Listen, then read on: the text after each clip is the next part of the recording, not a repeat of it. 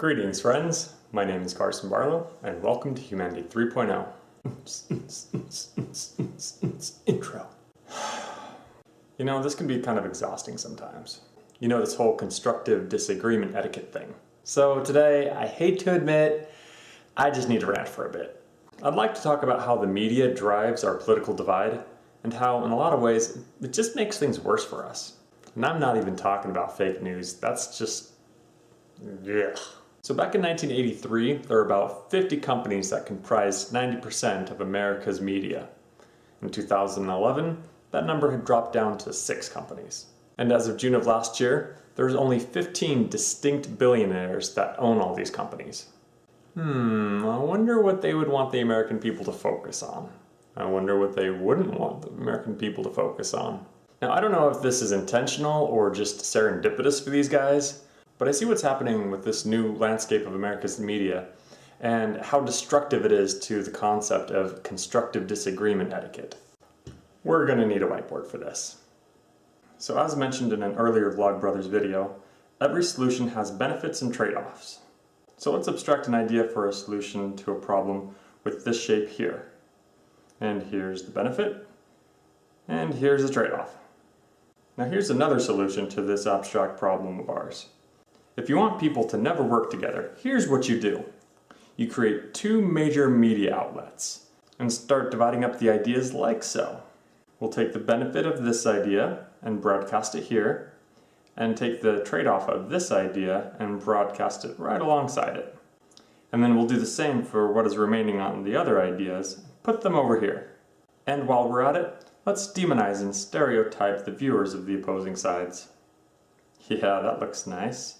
Oh, and how about we make these guys feel good about themselves for agreeing with this plan? Ooh, don't you just love symmetry? Now there's just one more thing missing. What was it? Oh yeah, ads. We gotta sprinkle them in everywhere so we can bring in the money. Honestly, if I were to make a guess, I think it's a lot more likely that these executives are just chasing ad revenue rather than intentionally trying to divide the American people. But I really don't know what goes on behind the scenes. Really, it could just be anything. Yeah, regardless of their motives, this still gets people to think that they understand the other side when really they don't. Let me show you something else.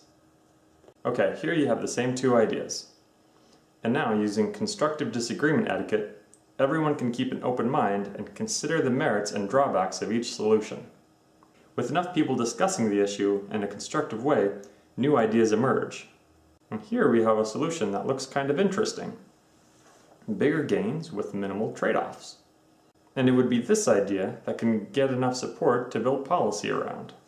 Again, I don't know how intentional this is for the billionaires, but I could imagine that they would hesitate to support any kind of structure that would generate policies that would go against their pocketbooks. And this is a great way to prevent that. At least it gets the people out of the way of making legislation. And as bad as this situation is, there's still one more really crappy thing we gotta consider. You see, there's this pesky little thing called cognitive bias.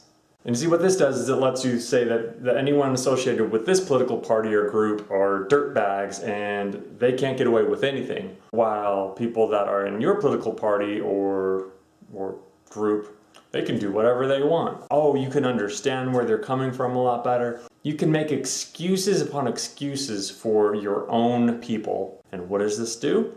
This lets them get away with so much. It's unbelievable. Now this is just a big complex problem that's going to take quite a bit to fix.